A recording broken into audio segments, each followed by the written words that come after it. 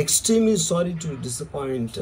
అంటే ఇప్పుడు ఏదో ఉనికిపోతున్నాను మంచం కింద కూర్చొని ఏడుస్తున్నాను అని అందరూ what ever the media speculating, వాళ్ళందరికీ చిన్న డిసప్పాయింట్మెంట్గా ఉండొచ్చు వీడియో. ఇక్కడ పాయింట్ ఏంటంటే, I just want explain the whole concept. ఇప్పుడు నేను ఆల్మోస్ట్ ఒక 1 year బ్యాక్ ఏదో ట్వీట్స్ పెట్టాను అనే ఎలిగేషన్. ఆ ట్వీట్స్ ఎవరో మనోభావాలు దెబ్బతిన్నాయి. ఇక్కడ విచిత్రం ఏంటంటే 1 year బ్యాక్ పెట్టిన ట్వీట్స్ 4 డిఫరెంట్ ప్లేసెస్లో 4 డిఫరెంట్ జ్యూరిస్డిక్షన్స్లో 4కి ఒకే 3-4 రోజుల వ్యవధిలో వాళ్ళ మనోభావాలు దెబ్బతిన్నాయి. వాళ్ళు ఆ పరంగా కంప్లైంట్ ఇవ్వడం, కేసులు పెట్టడం జరిగింది. ఇక్కడ పాయింట్ 1, ఎవరి మీద అయితే నేను పెట్టానని వాళ్ళు చెప్తున్నారో వాళ్ళకి లేదు, ఎవరో థర్డ్ పార్టీ, అసలు సంబంధం లేనివాడు. సో ఆ కాంటెక్స్లో అసలు ఈ కేసు ఎలాగా, ఈ సెక్షన్స్ ఎలా వర్తిస్తాయి అనేది అప్పుడు ఆబ్వియస్గా నాకు వచ్చే అనుమానం కానీ, నాకు కానీ నా మనుషులు కానీ, ఇది ఒక పర్సిక్యూషన్ చేయటానికి ఒక పద్ధతి ప్రకారం ఉన్న అలౌబుల్ లాస్ని వాడుతున్నారా, లేకపోతే ఇప్పుడు వరల్డ్ ఓవర్ ఒక ఫినామినా ఏం జరుగుతుందంటే పొలిటికల్ పార్టీస్ వాళ్ళు they are weaponizing the systems of the police. అది అమెరికాలో జరుగుతుంది, యూరోప్లో జరుగుతుంది, ఇక్కడ కూడా జరుగుతుంది. అప్పుడు నేను ఏ ఒక్క వ్యక్తిని, ఒక పోలీస్ ఆఫీసర్ని కానీ, ఒక పొలిటికల్ పర్సన్ కానీ నేను బ్లేమ్ చేయట్లా. I think it happens in certain ఒక ఏమంటారు దాన్ని, ఒక వే. అది అందరూ కూడా ఎంతో కొంత అది చేయటానికి టెంప్టేషన్ ఉండొచ్చు. But eventually there is the law of the land which will take the final call. So అది that I completely agree, believe in that and I abide by that as a citizen. So ఇప్పుడు ఇక్కడ జరిగింది ఏంటి, నాకు ఒక notice వచ్చింది, నేను ఒక రిప్లై ఇచ్చాను, ఫలానా చోట ఫలానా తారీఖు నేను వస్తాను. అప్పటికి నాకు జరుగుతున్న పని ఒక ఆన్గోయింగ్ స్కెడ్యూల్ ఉంది కాబట్టి, నాకు ఫిల్మ్ వర్క్ ఉంది కాబట్టి అవ్వలేదు. అండ్ ఇట్ ఈస్ వేరే ప్రొడ్యూసర్ చేస్తాను, ఆ ప్రొడ్యూసర్కి నష్టం వస్తుంది కాబట్టి నేను మళ్ళీ టైం అడిగాను. ఇదేంటి కేసు, ఇదేం అర్జెంట్ కేసు అంటే 1 year తర్వాత ట్వీట్ చూసిన అతనికి 1 weekలో అన్నీ అయిపోవాలనేది ఏమన్నా మీనింగ్ ఉంటుంది అసలు దానికి? So which basically means it is being done for purposes other than the urgency of the case. ఇప్పుడు అర్జెన్సీ ఆఫ్ ద కేస్ అంటే మీరు మర్డర్లు గేడర్లు ఇన్ని జరిగి సంవత్సరాలు తీసుకుని ఏదో ఏదో ఒక ట్వీట్ పెట్టిన ఎలిగేషన్ మీద హుటాహుటిని మీరు అక్కడి నుంచి పోలీసులు వచ్చేసి ఇలా చేసి అలా చేసి. ఇప్పుడు ఇంకోటి ఏంటంటే, ఫస్ట్ ఆఫ్ ఆల్ నాకు పోలీసులు అరెస్ట్ చేయడానికి వచ్చారు లేదో కూడా నాకు సరిగ్గా తెలియదు. ఎందుకంటే they didn't say it in so many words. నేను మీడియాలో కూడా ఎక్కడ చూడలేదు ఆ విషయం, అంత మీడియా స్పెక్యులేషన్ తప్పిస్తే అది నేను చూడలేదు. బట్ ఇందాక నేను చెప్పిన కారణాల వలన కోయిన్సిడెంటల్గా వేరే వాళ్ళు అన్ని చోట్ల నుంచి వచ్చేస్తున్నారు అది ఇది అన్నప్పుడు ఐ డోంట్ వాంట్ నా టైం వేస్ట్, నా వర్క్ వేస్ట్, నా వర్క్ ప్రెషర్ ఉన్నదాని వలన I wanted to take the assistance of the judiciary because that is the final say in a democratic system కాబట్టి. సో అది దానికోసం దిస్ ఈజ్ వాట్ హ్యాపెన్. ఇప్పుడు ఇక్కడ ముఖ్యంగా మనం గమనించాల్సింది ఏంటంటే, ఇప్పుడు ఏదో ఒక ట్వీట్ పెట్టాడు, లేకపోతే ఒక మీము, ఒక కార్టూను, ఒక జోకో, లేకపోతే ఒక హార్డ్ ఒపీనియన్, దానికోసం కేసులు పెట్టే ఆస్పెక్ట్ అనేది సీరియస్గా తీసుకుంటే 100 కోట్ల ఇండియన్ జనాభాలో నాకు తెలిసి 50 lakhs మీద కేసులు పెట్టాలి. ఆ ప్రకారం అయితే అందరూ చేసేది పొద్దున్న లెగిస్తే మనం ఒపీనియన్లు ఇస్తూ ఉంటాం సోషల్ మీడియాలో.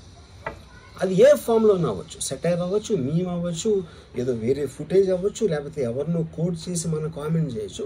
రకరకాలుగా మన అభిప్రాయాలను మనం సోషల్ మీడియాలో వేస్తూ ఉంటాం. అది కొంతమందికి నచ్చచ్చు, కొంతమంది నచ్చకపోవచ్చు. ఇప్పుడు చూస్తే చాలామంది కొన్నిటికి అఫెండ్ అవుతారు, కొన్నిటికి నశిస్తారు, కొంతమంది చప్పట్లు కొడతారు, కొంతమంది చీ కొడతారు.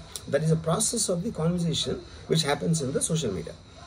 అలాగే నా మీద కూడా చాలా నీచంగా కామెంట్ చేస్తారు, కానీ దాని గురించి నేను ఎప్పుడు అనలేదు. Because I know it is a part of the eco system of the social media.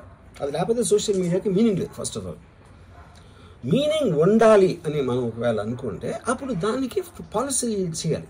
ఇప్పుడు ఎగ్జిస్టింగ్ థింగ్స్ సరిపోవు కాబట్టి ఏది చేయకూడదు, ఏది చెయ్యాలి అని ఖచ్చితమైన క్లారిటీతో వచ్చినప్పుడు అది ఆటోమేటిక్గా లా ఆఫ్ ద ల్యాండ్ అయిపోతుంది. Then it becomes easy for everyone.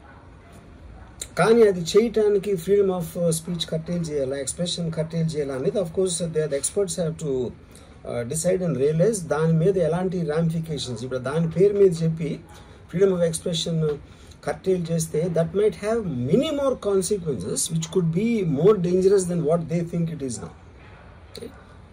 So again I want to సే, నేను ఎవరిని బ్లేమ్ చేయట్లేదు. ఇప్పుడు ఒక పర్టికులర్ పర్సన్ హైపోథెటికల్గా ఉన్నారు అనుకున్నాం, నా మీద ఒక చేసి నన్ను హెరాస్ చేయడానికి ఒపీనియన్ పవర్లో ఉన్న అతను చేస్తున్నాడు అనుకున్నాం, అంటే తప్పేంటి? ఇప్పుడు హెరాస్ చేసే పవర్ లేకపోతే పవర్లో రావడానికి ఎందుకు అసలు ఏదైనా చేయటానికి? So like wise social media అనే మాధ్యమం నా దగ్గర ఉంది కాబట్టి, నాకు ఎన్నో కొన్ని ఫాలోవర్స్ ఉన్నారు కాబట్టి వాళ్ళకి రీచ్ అవ్వడానికి నేను చేస్తాను, అలాగే వాళ్ళు చేస్తారు.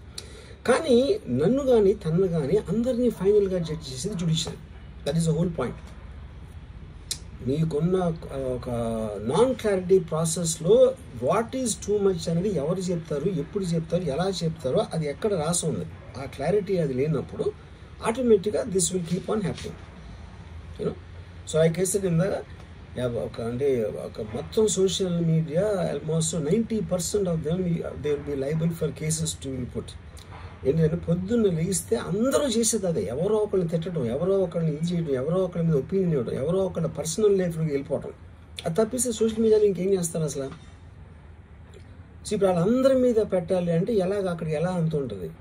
ఇంకోటి దాని అర్జెన్సీ ఏంటి, దాని ఇంపార్టెన్స్ ఏంటి, ఎంత అంటే ఇప్పుడు మర్డర్ కేసులు, టెర్రరిజం కేసులు ఇలాంటి దానికి ఒక సీరియస్ క్రైమ్స్కి ఉండాల్సిన పోలీసు సంవత్సరం క్రితం పెట్టిన ట్వీట్ కోసం అతను he didn't reply properly are he didn't reply అన్న ఒక్క దాని బేసిస్ మీద ఒంగోలు నుంచి పోలీసులు వచ్చేసి అది చేశారు అంటే I'm not able to understand the police priority ఏంటని. నేను పోలీసుని బ్లేమ్ చేయట్లేదు, I'm track with the system, I'm not talking about the particular police officers. Ongole police officer మాట్లాడతాను. So is there a system in place for that? Priority of importance అనేది ఉంటుంది కదా ఎక్కడో చోట. అంటే 11 o'clock నేను ఎప్పి రావాలి, నేను 10 o'clock రిప్లై ఇస్తే 10:30కి వచ్చేస్తే which means they're already there. అంటే అన్ని పనులు వదిలేసి ట్వీట్ పెట్టిన వాళ్ళ మీద వస్తే I really don't understand the context honestly, you know. అందుకని ఇప్పుడు ఇది నాది క్వశ్చన్ కాదు. రామ్ గోపాలనో ఒకడు ఎవడో ఉన్నాడు అటు పెట్టాడు, ఇంకోటి ఎవడో సబ్బారావు పెట్టాడు, అప్పారావు పెట్టాడు. సో దీని మూలాన రామ్ గోపాల్ మీద అప్పారావు సుబ్బారావు మీదకి వస్తే రేపు ఎంతమంది మీదకి వెళ్తారు? ఇది అందరి ప్రాబ్లం. సో అది నా పాయింట్. ఇప్పుడు ఒక చాలా ఫేమస్ లైన్ ఉంది సెకండ్ వరల్డ్ వార్ టైంలో, వెన్ హిట్లర్ ఆస్పెక్ట్స్లో first they came for someone, I thought it was someone else, then they came for somebody else, I thought it was somebody else, then they came for me. అంటే ఏంటి? Then they came for everyone. So that is what we need to actually, that is the main issue which is what I wanted to bring to your notice. అప్పుడు ఒక్క second నన్ను మర్చిపోతే social మీడియాలో tweets memes పెట్టినంత మాత్రాన ఎవరో ఒకళ్ళు ఏదో ఒక రోజు మేల్కొని 1 year తర్వాత నేను అప్పుడు చూశాను కానీ ఇప్పుడే చూశాను, అప్పుడు పెట్టాము, ఇప్పుడు నా మనోభావం దెబ్బతిందంటే అసలు దానికి అంత అనేది ఉంటుందా అలాంటి కేసులు పెట్టడానికి? ఓకే, బై లా కంప్లైంట్ వచ్చినప్పుడు కేసు తీసుకోవాలి, ఐ అండర్స్టాండ్. నాకు అంత మాత్రం లా పరిజ్ఞానం నాకు కూడా ఉంది. కానీ అది మీరు సీరియస్గా తీసుకుంటే, ఒక యూనిఫామ్ డిస్పారిటీ లేకుండా, డిస్క్రిమినేషన్ లేకుండా మీరు అందరినీ సీరియస్గా తీసుకుంటే ఒక అంటే మొత్తం సోషల్ మీడియా మొత్తం జైల్లో ఉంటుంది అట్లీస్ట్ 80 to 90%. ఎందుకంటే సోషల్ మీడియాకి వచ్చేదే దానికోసం, ఎవరైనా సరే వచ్చేది ఫైనల్గా. So basically I felt there is a need for me to tell concern people. ఇప్పుడు నేను పారిపోయాను, దాక్కుని ఏడుస్తున్నానా, భయపడి ఉనికిపోతున్నానా, వాట్ ఎవర్, అది okay, that's all fine. I know that is for entertainment at the end of the day. అలాంటి thumbnails లేకపోతే ఎవరు చూడరు కాబట్టి వాళ్ళ బతుకు తీరు కోసం అలాంటివి పెట్టుకుంటారు. I have no problem with that. Everybody wants to make a living. But on the larger picture I want to say this one thing lastly నేను చెప్పేది అంటే, ఒక్కటే అందరూ అర్థం చేసుకోవాల్సింది, ఇది సోషల్ మీడియా ప్రాబ్లం, నా ఒక్క ప్రాబ్లం కాదు. That is what I will request everyone to understand, including if at all ఎవరన్నా దీన్ని పని కట్టుకుని ఇది చేసే మనుషులు ఎవరన్నా ఉన్నా కూడా, ఉన్నారని నేను చెప్పట్లేదు, I don't want to jump the gun, but even for them I think fundamental importance is this point అనేది I wanted to tell. Thank you.